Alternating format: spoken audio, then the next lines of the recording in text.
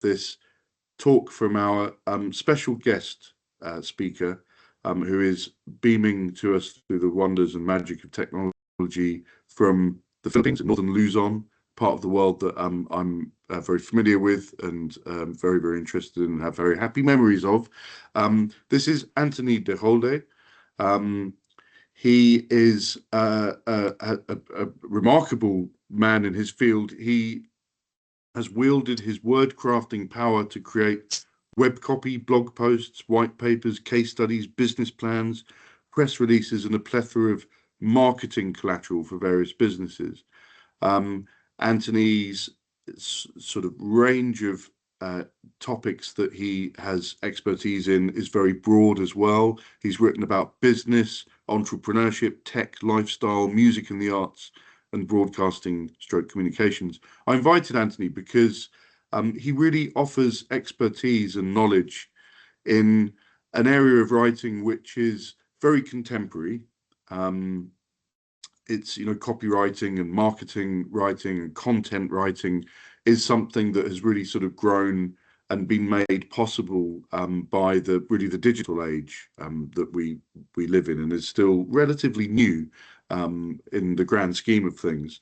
And so this is this is an area, these are sort of forms of writing and discourses that Anthony has expertise in, and I think will be able to hopefully present to you some good advice, but also opportunities for writing, for doing forms of professional writing, given that, if you've been taught by me previously, and we've talked about the industry and the very, very competitive sort of spaces available for publishing books and writing and doing journalism, and certainly publishing things like poetry. There are not so many opportunities in those fields, or they're very, very competitive. Whereas in Anthony's field, there's a much sort of bigger and healthier industry, and therefore lots of opportunities for people to do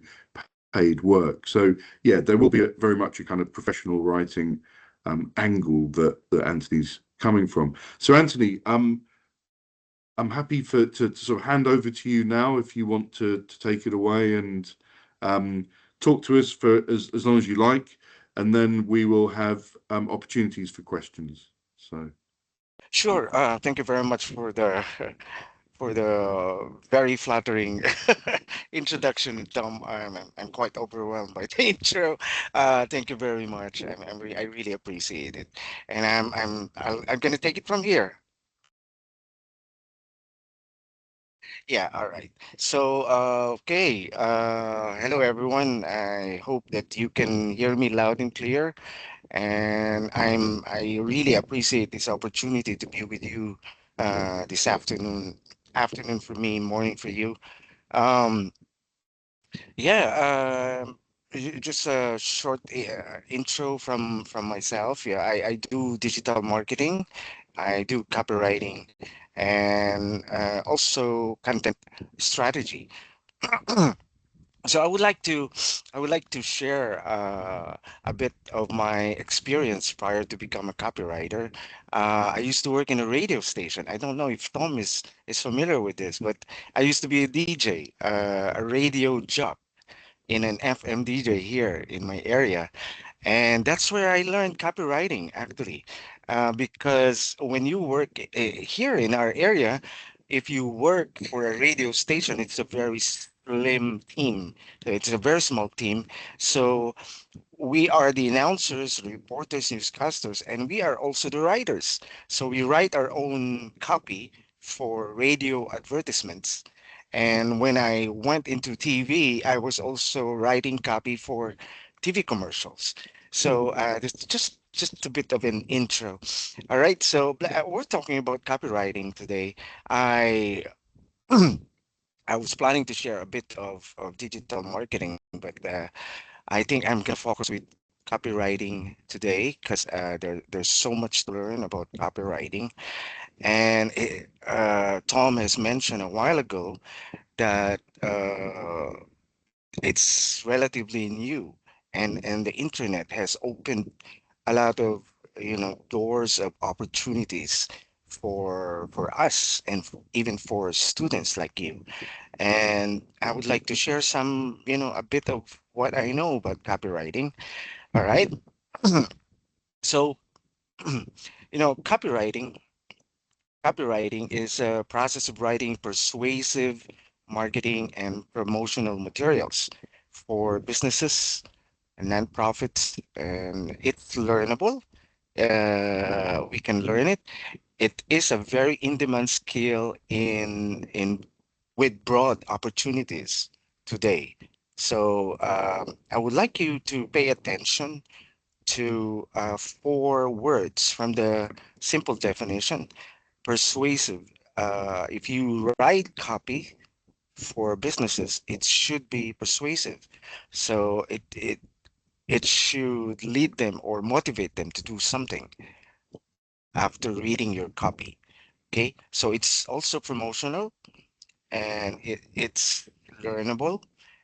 It can be learned, and it is very in demand today. Uh, so these are the key takeaways that I would like you to, these are the things that you have, I hope that will remain with you after the talk. Okay, so strong copy blends strategy, psychology, and creativity.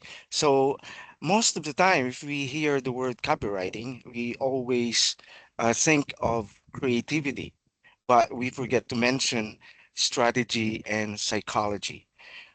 Okay, so while tools and AI can support the process, effective copy depends on human insight, empathy, and clear messaging. All right, I would like to emphasize human insight. It's very important because when you are writing copy, you are not only describing the product or a service, but you are also using insight about humanity and why would they like to buy the products that you are promoting? Why would they avail of the services that you are writing about? So that's human insight. It's very important. Empathy and clear messaging. Your messages should be very, very clear so that you can motivate them to do exactly what you want them to do. It could be you want them to buy something, you want them to donate, or you want them to click a link, or you want them to share something. So you can get paid to write words that solve needs or strike a chord, motivating people to take action, such as, like I said a while ago, click a link, donate to a cause, purchase something, or schedule a consultation. Businesses of every size rely on effective copywriting, making it a flexible and potentially lucrative career path. So this is a very, if you are into copywriting, I started like, 16 years ago, and I find it that it's, uh, the industry is still growing. Actually, it's very big. Okay. So if you do copywriting, you have the opportunity to earn an income for your family, for yourself, uh, and you can do something that you love, okay, which is writing. Becoming a professional copywriter is an excellent opportunity to start making a good income doing something that you really love to do. Okay, so and it's not an exaggeration. It's really huge. The industry of copywriting is very, very huge. Why? It's because uh, all businesses need all businesses need copywriters. They all need copy in order to promote their products, in order to market their products.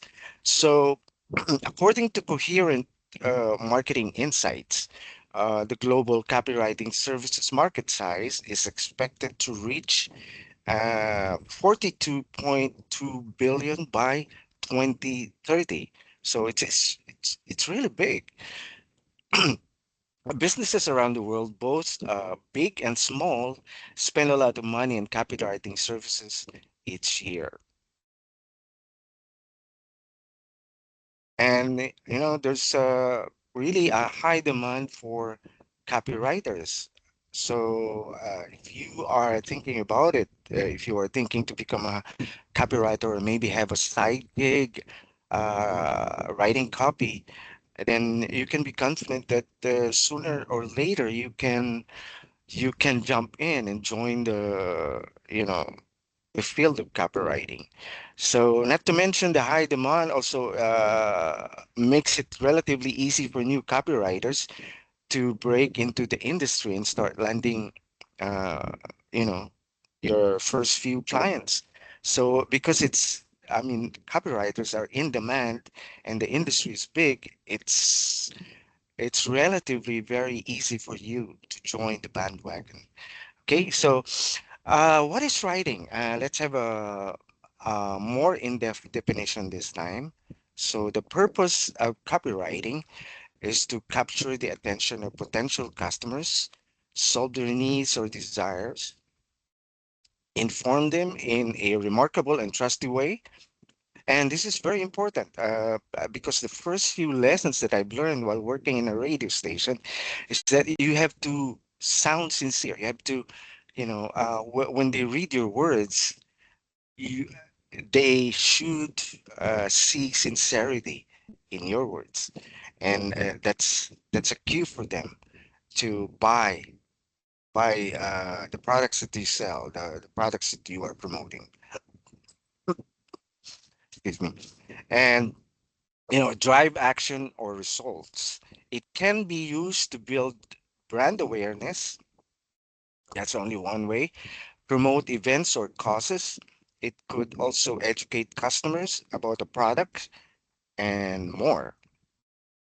So businesses, like I told you a while ago, small, medium-sized, or big ones, need to use copywriting in order to promote their products, in order to market their products, in order to enhance the awareness of their brands. So marketing materials published in print, online, in videos and TV commercials, podcasts and radio commercials, live events, and more. The text in these materials is known as copy, so it is called copywriting. So yeah, the text that you read in brochures and reports and advertisements, those are copy. So, however, copywriting should not be confused with the word copyright. Copyright refers to the exclusive legal right to reproduce or sell someone's work, such as books, music, or artistic items. Copyright is designated with a symbol like what you see on the screen right now, and it's meant to protect original works and prevent their illegal use. Okay, so copywriting and copyright is very different. Okay, or are two very different things. So let's look right now at a day in the life of a copywriter. How does a day look like for a copywriter? So so you can have like a peep into the life of a copywriter. Okay, so this is a copywriter at work with our cat, and usually during the morning time, they have coffee and they use creativity. That's from 9 a.m. to 12 p.m. So the routine is they start the day with a coffee and check emails or project management tools to prioritize deadlines, right? So they start with the emails. They start with using their project management tools in order to arrange and organize their day properly. Focus work using most productive during the morning time since they are still fresh out of bed and very energetic. That's the time that they do their writing, high energy hours to write. Okay, this might include drafting email newsletters, creating headlines. Okay, more than 10 headlines, perhaps even 20 headlines, or drafting long form souls or sales pages. Sorry, long form sales pages. That's where they have to do it because they still have the energy. Okay, and they in the morning they also do their brainstorming, collaborating with art directors or creative directors to align copy and visual design. Yeah, they have to collaborate with their creative directors so that the visuals, the graphics that the graphics artists are creating are aligned with the copy that the copywriters are writing. So they have to collaborate with the art directors and the creative directors. And during 9 a.m. to 12 noon, they also uh, do some skill building. Copywriters have to learn. Uh, they don't have to stop learning. They have to upgrade what they know already and upgrade their skills. So some copywriters start with 15 to 30 minutes of reading industry material or hand copying successful ads to study the psychology of selling. They just uh, surf the net and try to look for very effective and uh, very successful ads, and they try to study them, why they work, why are they effective in promoting products or marketing services. They just study it and find out how they could apply what they learn on their uh, on what they are working on. So during the midday, they usually do refueling and research. Okay, they do their research during this time, 12 p.m. to 2 p.m. Of course, after taking lunch, perhaps. Okay, so during breaks, they take lunch breaks to walk or, yeah, maybe go for a walk, get away from the screen, which is essential for creative rejuvenation. So, for me, this is very important because if you are, stuck on the screen and stuck uh, thinking about the copy that you have to write, you get very tired. So you have to get away. During lunchtime, you have to get away. Maybe get your dog, take a walk with your dog, and perhaps take a nap. That's a very nice thing to do during lunch break. After lunch, take a nap and just try to rejuvenate your mind so you can go back. When you go back, you have a fresh mind, you have fresh ideas, and you can do better work. Here they also copywriters also research, shifting from writing to researching a new product or a new service to find new things about the product or new angles to highlight and make it more compelling. Perhaps look for another angle to promote the product. Here, they also do administrative work, sorting through project management tools like, ClickUp or Asana to update project statuses. So during the morning time, if you have noticed, they do much of the writing. And during midday, from 12 noon up to 2 p.m., they take a break. They research. They shift to from writing. They shift to researching, and of course, they do administrative work. And what do they do at 2 p.m.? Well, they do editing. reviewing their own work, often finding ways to make it tighter, make it clearer, make it more effective and more persuasive, aiming to be clear, concise, and compelling. So, more on editing, less on writing, more on editing. So, collaboration and feedback also. They do this at 2 p.m. up until 5. Meeting with team members or clients to review drafts, often incorporating feedback that may complete overhaul the original direction. Okay, so they collaborate, they meet with their teammates, with graphics artists, with SEO specialists. They meet with their writers if there are writers under them. They could meet and make things tighter and more compelling, and making sure that the visuals and the text are aligned so that it will be, I mean, the content that they are publishing will be more effective, more compelling, and you know they will get more traction and more traffic. Okay, so multitasking. They also do multitasking during this time, 2 p.m. to 5 p.m., switching between different brand voices or project types,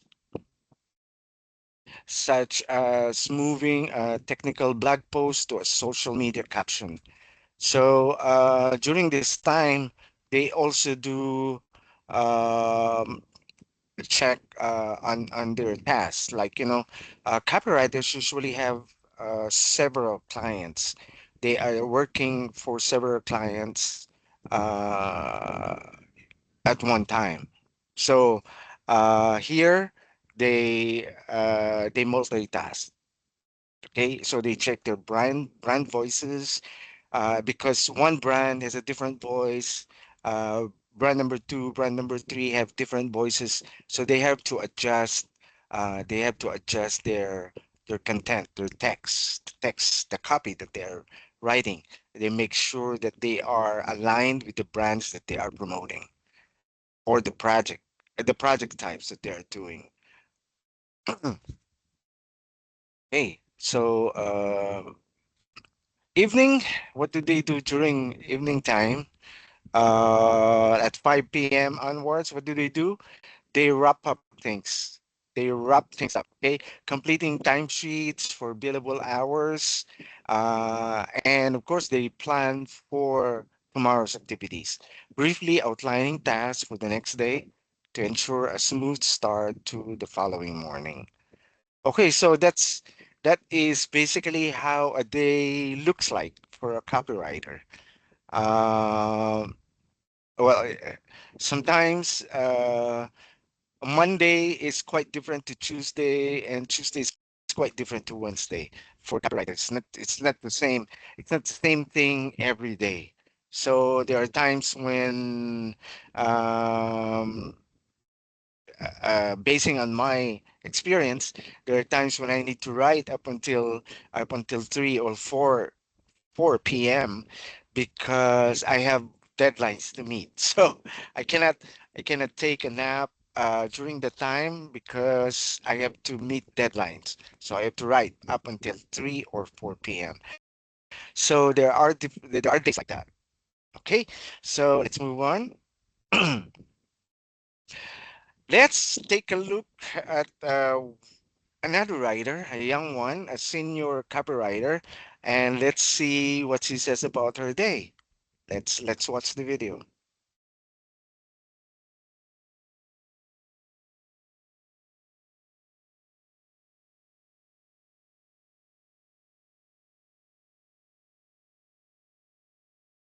Anthony, we can't hear. I don't know. Is there sound? Should there be sound? There's no sound. Uh, you cannot No, hear this. Oh, no. I'm wondering if it's some. Let me look at audio settings. Something that needs to be. oh, I'm so Um, sorry. no, What no, should I no. do? It's not your fault. I probably should have, It's okay, as it's I'm got quite new to subtitles. Teams, so I haven't. what should I do? If it's got subtitles, can we just survive with this just by looking at the subtitles? Or Yeah, yeah, I think so. Yeah, for the okay, do you want meantime. to take it back to the beginning, and we'll hopefully get the gist from that. Okay. Sure. All right, so I go back. Sorry about that. I should have checked this out before. I'm not. I think otherwise we're just going to end up spending ages trying to figure it out.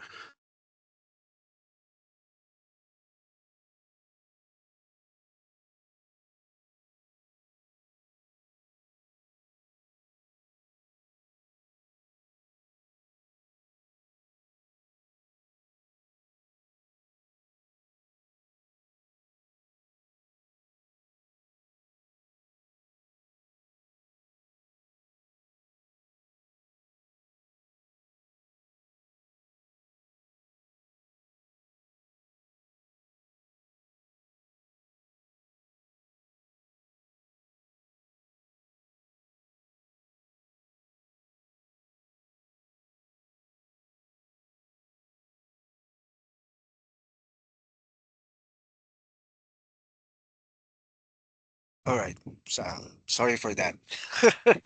uh, Hi, Tom. Sorry, Anthony. Was that from YouTube or something? Because it had Yeah, yeah, it is. It subscribe on is. it. Yeah, So it is. we could follow It the, is. if there was a link, we could follow the link and hear the sound. Perhaps it's the Yeah, latest one. I can share it later on after I um go on with the sharing. Okay. Salamat.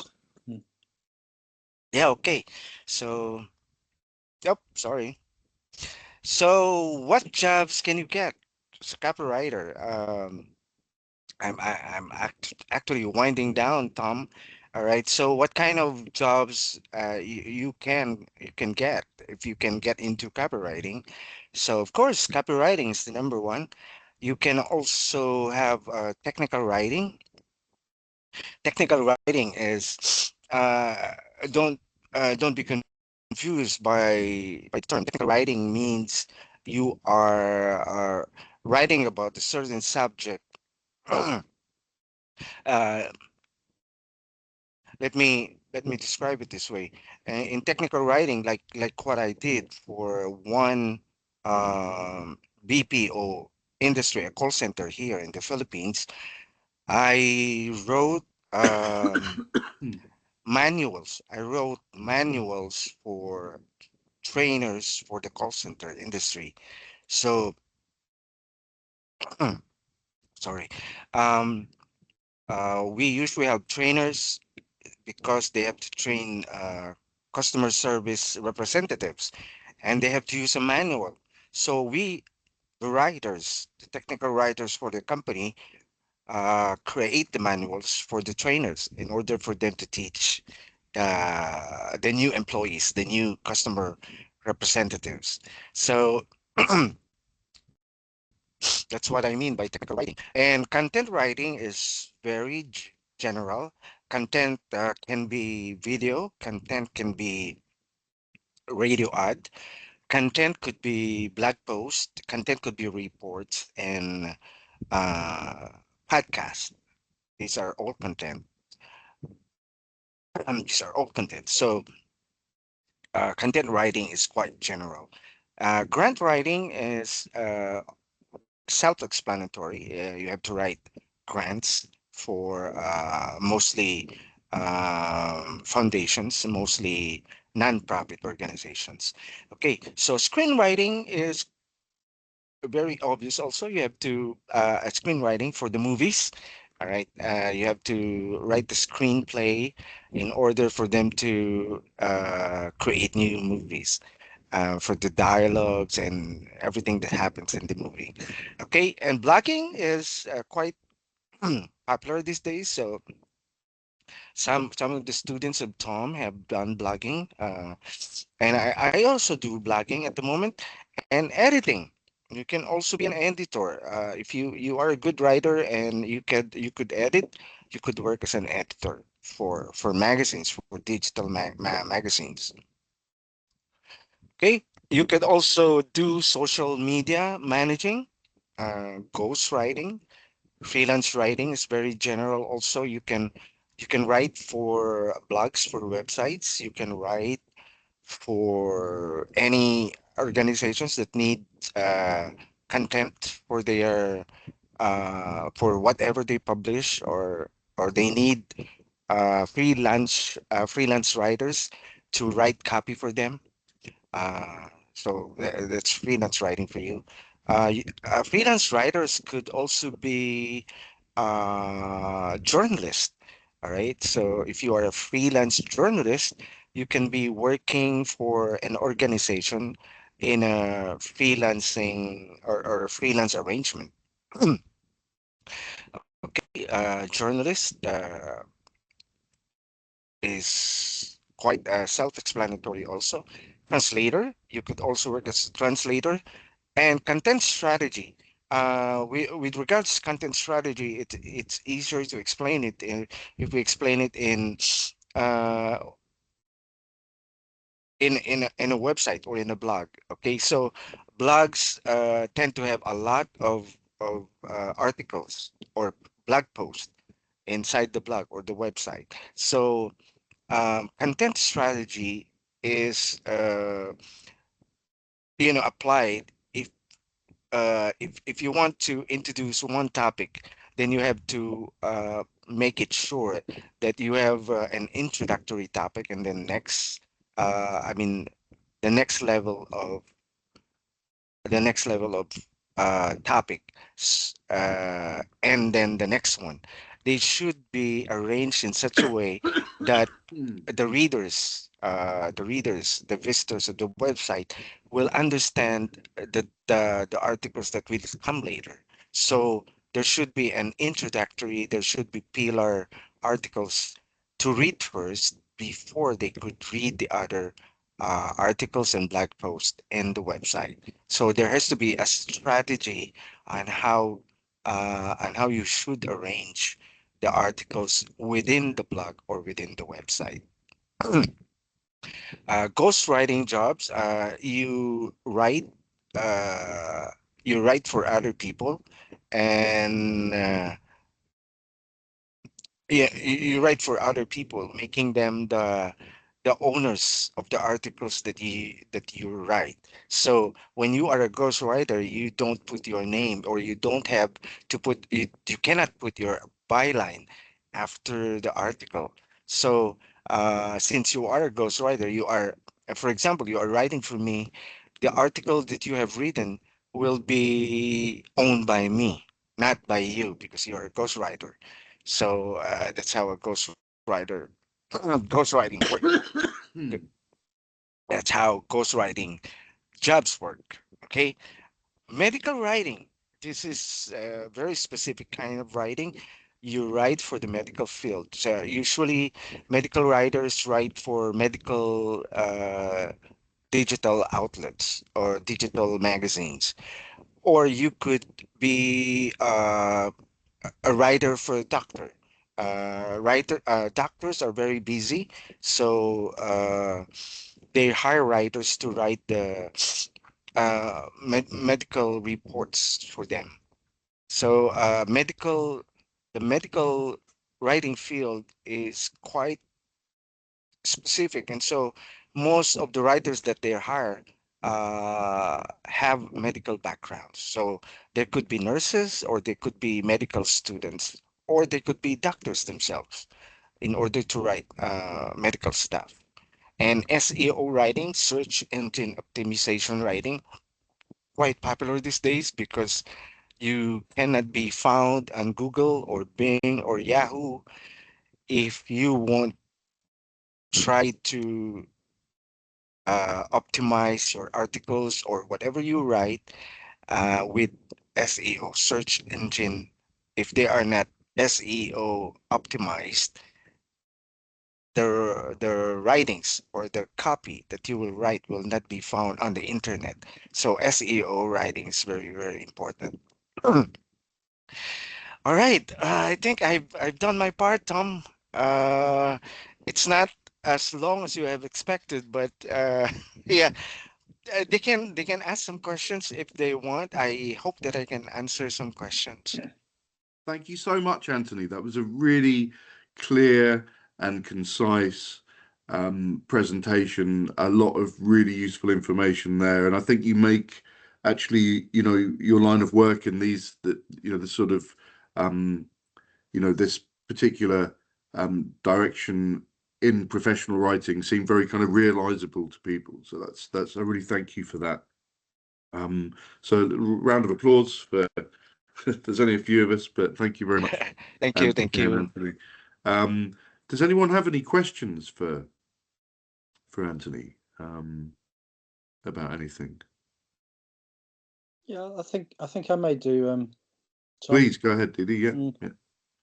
Anthony, sorry, before you go ahead, Anthony, can I just ask you to stop sharing your slides so we can all see each other a bit easier? Yeah, sure. Thank you. Sure.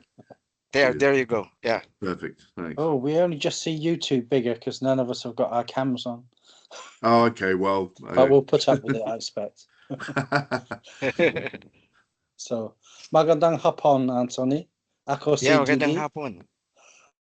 Ako si Didi. Yeah. So, Didi, you spent some time in the Philippines as well.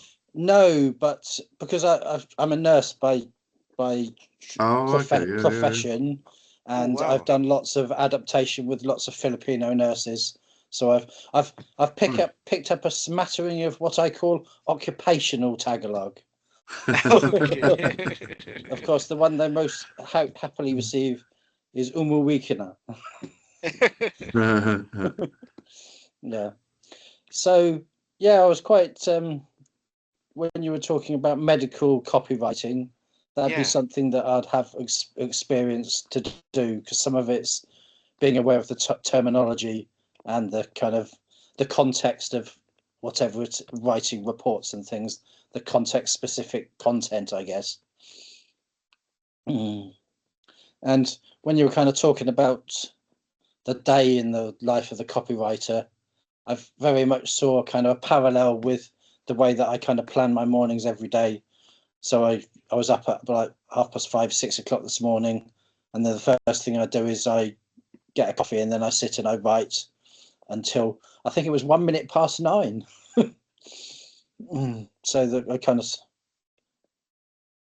and also because I'm trans, the thing about writing a novel is that doing your own marketing, you have to do book launches and things, so you have to be physically present in order to market more successfully as a writer of fiction or non-fiction or poetry even. And actually copywriting is very much it appears to be a very much remote type of occupation, that even ghostwriting, where you're writing and actually you're not the person who gives their name to it, so therefore the marketing or the book launch isn't the place where you have to attend. So yeah, it's been very insightful, so thank you. Salamat. Maraving salamat, in fact, you might even say. Yeah. I'm always when I lived in Quezon City from 2009 to 10, and I made some very good friends, and I visit back to the Philippines very often because it's my main focus of research. I'm working my third book about the Philippines, and the friends I made, they're good people, but they decided to only teach me all the kind of naughty words in Tagalog. So that's why I'm a bit, my knowledge of the language is a bit kind of bit twisted in that way. But the only word they taught me was londe. And then you had President Duterte, who came along and then just normalized, like they said, the worst word you can say, the worst phrase. Suddenly he was saying it at press conferences, and it was kind of okay. It's funny how things have changed in the sort of 15 or so years that I've had this engagement with the Philippines. But I just wanted to ask you, Anthony, about the sort of the global nature of copywriting. And I know your work a little bit, and where we've chatted about this before, and I know that I have other friends writer friends in the Philippines and other parts of the world who are often employed by maybe American companies or Chinese companies, so I just wondered if you had any advice for how you might kind of find work and where you might look at what is basically a sort of global market, essentially, and whether there are Yeah. particular, I mean, I don't know whether there are particular websites or directories that would have opportunities if you're, I mean, I think if people are serious about doing what you do and becoming professional, then they're going to have to be quite globally facing in that way. So, yeah, I just wondered if you had any advice on taking a more sort of international or global approach to finding the kind of work that you've been talking about. Yeah, it's quite easy to look for jobs right now because on LinkedIn there are thousands of jobs on LinkedIn. Just go there, go to the section where it says jobs. You just click it, and hundreds and thousands of jobs appear right on your screen. And on Indeed also, there are um, right now the trend actually, Tom, is there are a lot of agencies uh, based here in the Philippines, and their job is to match the copywriters with the companies looking for copywriters. So these agencies are the ones. Um, there's sort of a go between between the copywriters, okay, or content writers, and the companies needing these copywriters. So there are actually hundreds of agencies right now, Philippine-based agencies, and they are actively looking for writers, and they are actively scouting for companies looking for writers. So it's quite easy right now. It should be easy, but the problem now, the issue now is that there are hundreds of people looking for jobs. There are hundreds of copywriter wannabes, and so it's harder right now because you're competing with hundreds of people looking for jobs. Although, on the other hand, there are also hundreds of companies looking for writers because they have websites and they have to fill up their websites with articles, blog posts, reports, and white papers. So yeah, it's easier to find jobs right now. At the same time, it's harder because you're competing with a lot of people looking for jobs.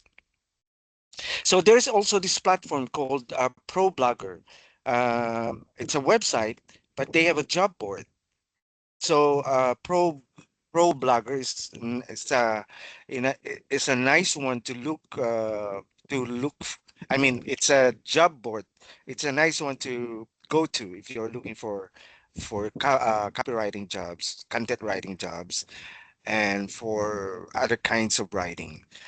You go there and you can see a lot of US companies, UK companies, Singaporean companies looking for writers. So those are the things that I could mention right now. There are other platforms like Blogging Pro job board, like freelance writing gigs job board. There are a lot of job boards, Tom. That's really good to know. And again, it's something that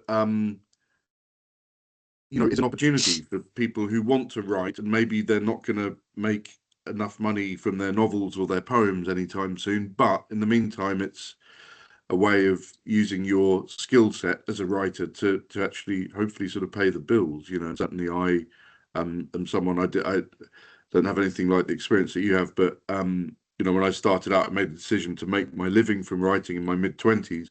And I did do a certain amount of sort of web copy and writing websites and things like that. It was, I mean, it was a very different world in those days, I imagine, sort of 20 years ago. But and then that sort of led into other things, other kind of opportunities and exciting sorts of chances to do other things. And so I think if you I think if you can train yourself, I don't know whether you'd agree with this, but you get a good way of getting better as a writer, is to sort of write about things that don't necessarily interest you from the get-go, like being made, like you have, I think when you're given a topic like with copywriting that maybe isn't already in your wheelhouse, or it isn't something that you're necessarily hugely interested in, you have to become interested in it to write about it. And I think that's quite a good learning curve and quite a good way of just generally getting better at writing. I mean, I think it helped me anyway. It might just be a personal thing, but I don't know whether that's something that you've experienced, Anthony, where you've been kind of given a brief and then you've thought, oh, I'm not really interested in this, but you've become interested, and it's sort of helped you along as a writer by kind of fulfilling that brief, or doing that work. Yeah. In my experience, I have worked with an Australian company one time. I was employed, not as a freelance writer, but I was employed as a as an SEO writer of the company. And this company is sort of like I'm not really sure what they do, but they have clients like dental clinics in Australia. And they have given me one assignment, which is to promote one dental clinic. I'm not really particularly interested in dental work or about being a dentist or about teeth, but since it's my job, it I was able to make it interesting. Like, I have written Instagram post for the dental clinic. I have written Facebook ads for the clinic, and it became very interesting for me because the challenge of promoting it, as opposed to, promoting this particular dental clinic, and trying to convince the people who will read the copy or the ads, and convince them not to go to this clinic and instead go to this particular clinic. So it is the challenge made it more interesting for me. That's fascinating. Yeah. Does anyone else have any other questions? I just feel that we should make the most of Anthony's limited time with us. So, I have if some you, more, but if other people want to go first, obviously put themselves in the chat or on my new. yeah, I mean, yes, you're quite right. If people can either type or speak, I think Didi, go for it. If please, because I think if other people Yeah, want to come in, I they can mean, come in. you Yeah. discussed about job opportunities and this kind of dichotomy of there's lots of people want writers, there's a glut, but there's a shortage at the same time, or there's a glut of writers, but lots of companies needing people to write copy for them. So if as a new entrant, how would you try and make your experience put you in I suppose, the best position as a new entrant, I guess? How do you shoehorn yourself into being the person that the company chooses? Mm. Yeah, that's a good question because when I started when I started writing online, I started writing with a website owned by someone from Hong Kong who stayed in Australia for quite some time, and he built a website, and they needed a lot of writers. Um, During the time, I was focused on writing short articles for the website. So how did they hire me? I found the opportunity on the pro blogger job board that I mentioned a while ago. I saw it, and they were advertising that they need writers for this website. And so I applied, and I by the time I have written some articles online, published articles online on my own website.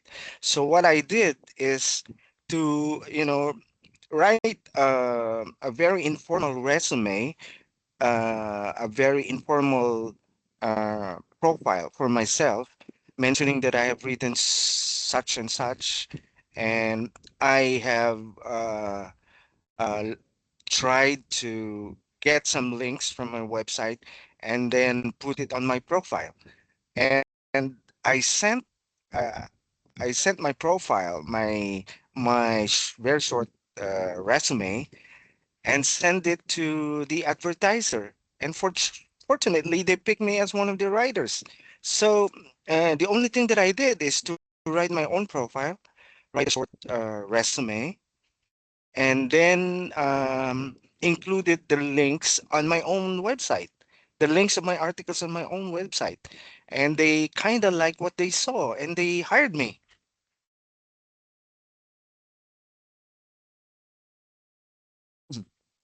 I think you can do it that way. If you have some, if you have your own website. If you don't have a website, it's very easy to create one right now, to build one right now. Put on some articles right there, and then you can use them as your, very first portfolio to show the include them in your profile, and then submit it to who is looking for the employer who is looking for a writer. Okay. So you kind of took the opportunity and tailored a resume to that specific job, and Yeah, then yeah. included And links to your website. that's right. Yeah. See, I have this as well as yeah. No, I was going to say that I have a pen name that I Mm, use for my mm, writing, which then kind of removes it from my personal name. And the kind of the attraction of the copywriting is the kind of the remoteness and being able to do it. Kind of there's a higher level of anonymity with it. But then it's like if I put a link to a website that's got a pen name, having to have a website that's my name with my writing, that then discloses or puts me potentially in a position where I can be harangued online. It's a difficult one, but it's something I'm always looking at, trying to find ways of overcoming, I guess. It's unique, I guess. I mean, Anthony, I mean, it's a really good point you raised, Didi, a very sort of timely one, I suppose. And I wonder, Anthony, if you've ever had experience of anything that you've written and published has sort of attracted any kind of criticism online, and if so, how do you deal with that? Oh yeah, I have experience. One time I wrote an article with graphics made by a different person. So at lifehack.org, that's the name of the website that I was working for back then, uh, encourages us also, actually during the time that I was working with them, to include graphics or include videos or images for the articles. And one time I wrote about photography, and there was a graphics explaining the openings and the speed of a uh, SLR camera. And so one photographer, I think he's a professional photographer, criticized the article directly, and he was criticizing uh, the graphics itself, not my article, but the graphics itself, describing the opening and the speed of the camera while taking specific kind of pictures. And so I just, I just mentioned that according to the graphics, I was just writing the article according to what I saw in the graphics. That's what I explained to him. And then I told him that my father happens to be a photographer, and I learned something from him. And that's what I shared in the article. And he didn't come back after that. So I defended myself. If you want to know what I did, I defended myself. And I think it's okay because it makes your article more popular, because a lot of people are attracted when they saw the comments of a professional photographer criticizing my article. For me, it's more about kind of maintaining anonymity so that there isn't a pile-on by organisations that want to erase trans people, and with the kind of the rollback in trans rights internationally currently, it just makes things much more difficult for me.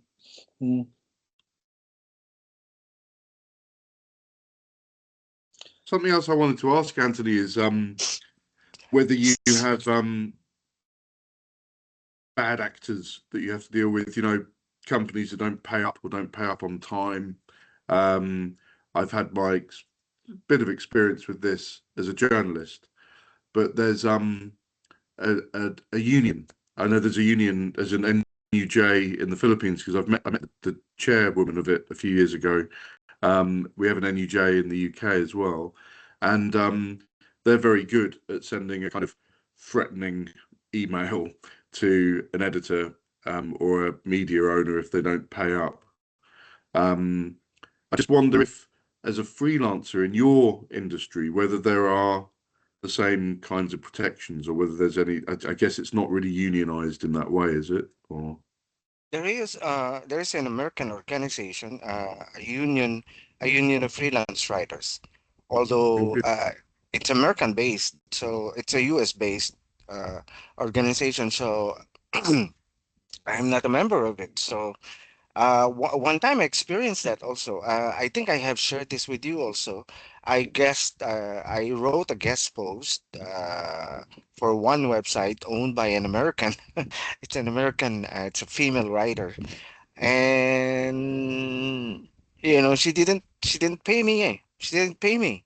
So I wasn't able to protect myself from that, and I wasn't able to defend myself because there's no one to defend me. There's no union. I was not a member of a union. So I think that's a big, big lesson for me. First thing is you should research about the website that you are writing for. You should know the credibility of the owner of the website. Make sure to ask previous writers who have worked with the owner of the website, and make sure that they pay up uh, writers who writes for them. Mm. that's really good advice, I think, definitely. I've And I got a question suppose. related. Oh yeah. No, sorry to interrupt you. You carry on first. I'll come back No, to it's the fine. question. All I was going to say. I'm happy to go straight over to you, Didi. All I was going to say and follow up to that was that it's I guess the nature of the digital media ecosystem is such that it's quite easy to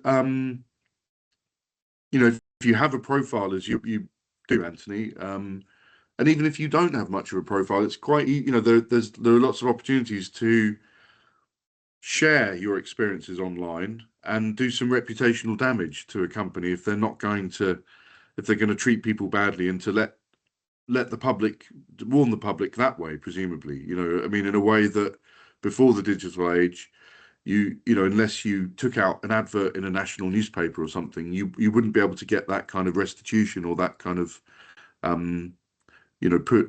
of, wouldn't be able to sort of complain in a way that might actually make companies or bad actors start behaving themselves a bit better. So I guess it's that might be a natural bit of regulation that's out there that kind of stops people from from not paying people, or being late with payments, or generally mistreating their employees. But I dare say that's also a dangerous game to get into, because they could then fire back some allegations against you, and then you end up having this sort of public fight. But I don't know what you think about that. But Sorry. Yeah. no, go on. You're right. Yeah. Didi, did you want? Oh, sorry, Anthony. You go ahead. Sorry, I thought you'd No, finished no, your no. It's answer. okay. It's okay. um, Go ahead. Go well, feel ahead. free to come back with more thoughts. But Didi, yeah, you go ahead. Yeah, no, I remember from, I don't know if it was Ben's talk or the other person's talk, talking about if they were commissioned to do it might have just been if you're commissioned to write a book. If you were commissioned to write some copy, would you take a part payment up front, or is it all paid on delivery? What's the logistics of that? If you've had an experience whereby you weren't paid at all, did that change the way that you contracted with people or engaged with somebody who's commissioning you to write copy? Oh yeah, I've learned my lessons. So after uh, experiencing negative, negative things about employers or owners of websites, what I usually did is to you know uh, collect 50% of what I should charge. Yeah, I collect 50%, and then once I have submitted the article, I collect the rest. Okay, that seems prudent.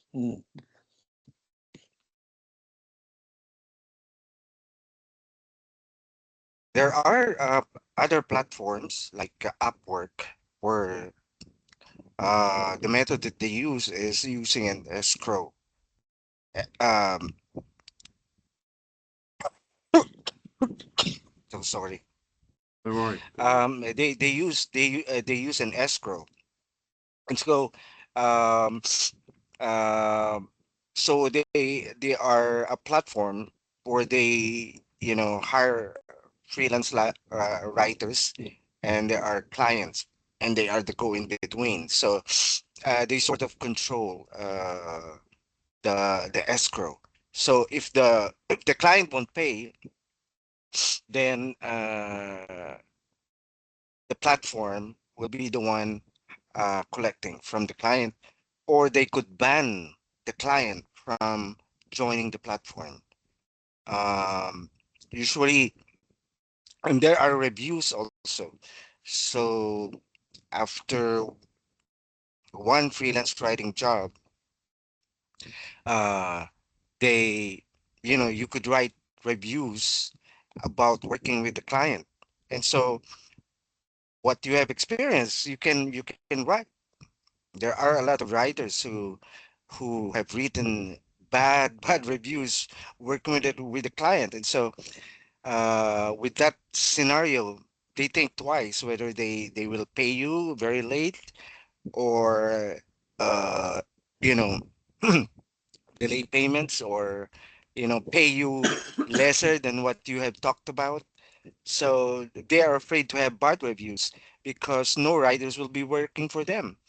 So I think that's one way of protecting writers also. Go to platforms like Upwork and the like.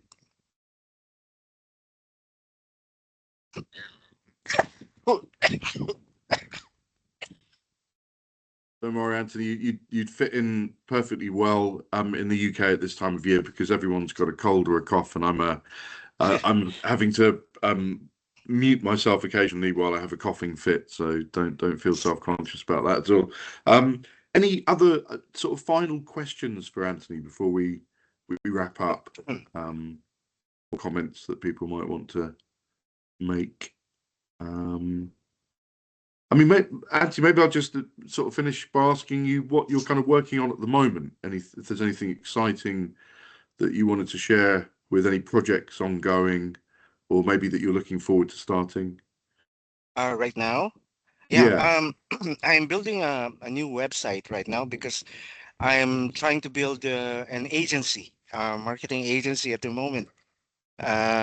Yeah, so I'm looking forward to finishing building the website so I could start hiring writers and hiring graphics artists and hiring marketers. So I'm quite inspired by the agencies based in the Philippines right now, and so I'm trying to, join the bandwagon. I'm joining.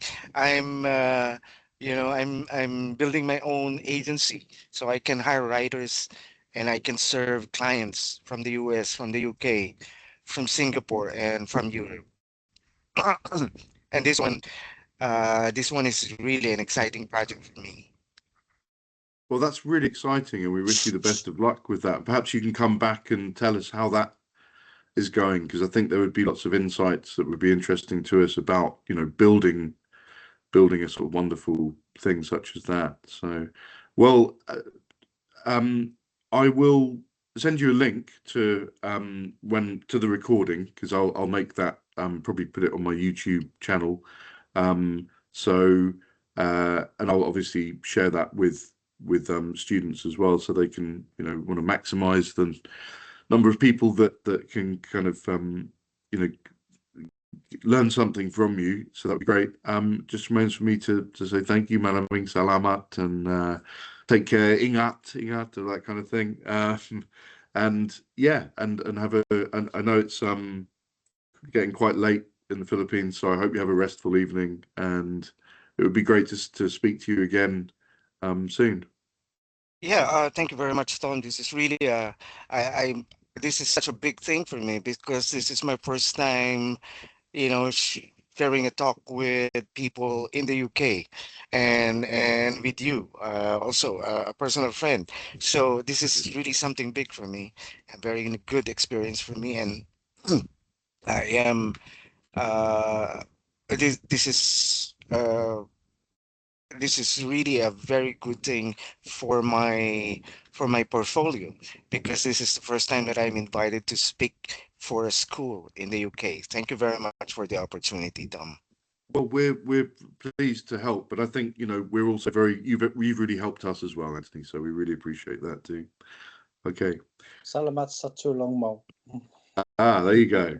Thank you, Didi. There's hospitality for you. Yeah. Yeah, thank you very much.